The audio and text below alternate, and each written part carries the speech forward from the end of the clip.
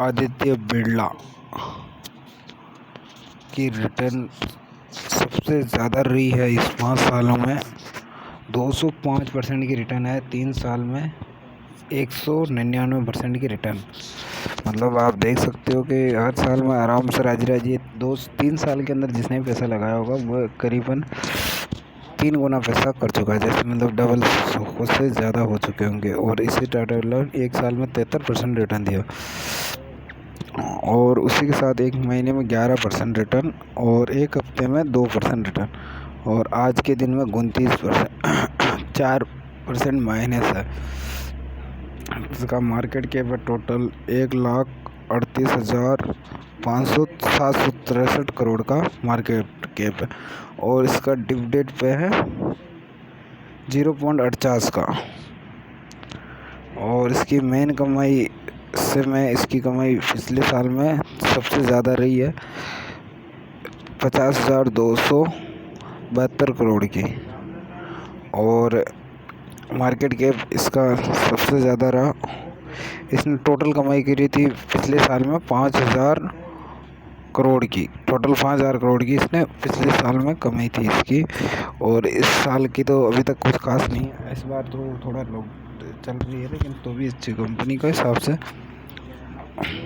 आदित्य बिरला की जो 1958 में चालू हुई थी जिसका मेन वैल्यू है इसी तरह से। और इसकी जो वैल्यू है टाटा बिरला की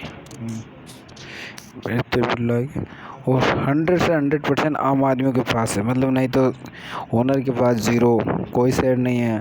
शेयर होल्डरों के पास भी कोई शेयर नहीं है और 100 से 100% मतलब सभी आम आदमियों के पास शेयर होल्डर है। किसी के पास भी यूँ नहीं किसी और के पास है।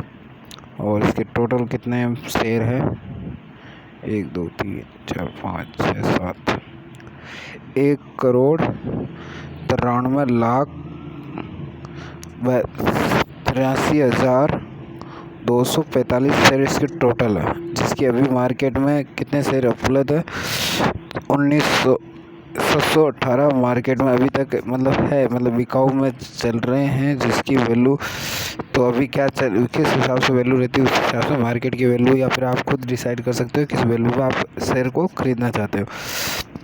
जैसा आप जिस वैल्यू में आपको शेयर खरीदना हो उस वैल्यू में आप शेयर खरीद सकते हो। और इसमें सबसे ज़्यादा लोगों ने लगा रखे हैं 587 रुपये। मतलब कि 587 रुपये और 35 पैसे पे ज़्यादा कर लोगों ने खरीदने की कोशिश। और जब ये सुबह ऊपर गया था एक बार तो ज़्यादा कर लोगों ने उस समय 700 पार किया। तब लोगों ने इसको 700 कुछ में 733 तक के और जब डाउन हाफ गया तब मतलब लोगों ने 305 रुपये 45 पैसे तक ले खरीदने की कोशिश लेकिन उनके नाकामयाब। और लेकिन कईयों ने मतलब शेयर जिस प्राइस में चल रहा था उस प्राइस में खरीदने वालों को और कईयों ने अभी जो होल्ड पर रखा हुआ है वो शेयर 587 रुपये 35 पैसे में मतलब वो सोचे कि इस पर रेट पाने के बाद उनका शेयर मतलब खरीदने आ जाए। और बिकाऊ शेयर वाले ज़्यादा कर 733 रुपये के लिए छोड़ रखा है कि 533 रुपये 733 रुपये होने पे ही वह शेयर को ऑटोमेटिक मतलब मार्केट सेल हो जाएगा। और कईयों ने मतलब 718 रुपये में सेल करने की डील कर रखी है तो ये उस रेट पे जाते ही ऑटोमेटिक सेल हो जाएगा। तो ये से है। और आदित्य बिरला 5 साल में अच्छे रेट। ये लॉकडाउन की वक्त थी। ये सबसे ज़्यादा नुकसान तो लॉकडाउन की वक्त खाई थी जिस वजह से ये 90 रुपये तक भी कंपनी आ चुकी थी। लॉकडाउन की वक्त थी। इसने फरवरी 27 हाँ उसी महीने में इसने सबसे ज़्यादा मात खाई थी। बाकी तो और कहीं नहीं खाई। बाकी एक आधा दिन तो देखो लंबे 5 साल या 10 साल के लिए होल्ड करते हो तो मतलब मार्केट उस हिसाब से चलता है। आप सोचोगे एक दिन के मतलब आपके पास 5 साल या 10 साल के लिए होल्ड करने के लिए पेमेंट है तो ही आप इसमें शेयर मार्केट का मतलब ही यही होता है। आप एक दिन के लिए या 2 दिन के लिए होल्ड करना चाहो तो ये तो मुश्किल नहीं, बहुत ज़्यादा, क्योंकि आपको ज़रूरत है। आप फिर कभी भी मार्केट कभी भी नीचे जा सकता है। अभी भी मार्केट नीचे जाने का खतरा है, क्योंकि अभी युद्ध की समय चल रहा है, तो ईरान और इराक विषय की वजह से, युद्ध की स्थिति की वजह से कई मार्केट क्रैश आते हैं। क्योंकि युद्ध की वजह से मार्केट क्रैश इसलिए आते हैं क्योंकि युद्ध में, क्योंकि कई देशों की मतलब बैन लग जाता है कि हम ये चीज़ उपलब्ध नहीं करेंगे। तो कई कंपनियों को क्या वहाँ उनकी कंपनियों में माल सप्लाई रहता, तो वहाँ से माल जैसे ही माल रुकता तो मतलब कंपनी की ऑटोमेटिक की गिरावट आ जाती है।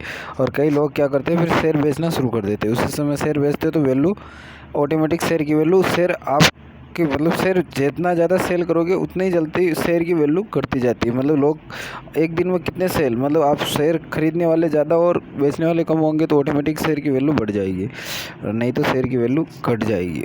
जैसे शेयर आप ज़्यादा बेचने वाले होंगे तो शेयर की वैल्यू घटती जाएगी, और खरीदने वाले ज़्यादा होंगे, बेचने वाले बहुत कम होंगे तो शेयर की वैल्यू बढ़ती जाएगी। मेन खासियत यही रहती है। इसके टोटल जो शेयर है 1,93,87,245 शेयर टोटल, मतलब इसके मतलब शेयर है, और इसका मार्केट कैप है 1,38,783 करोड़ का।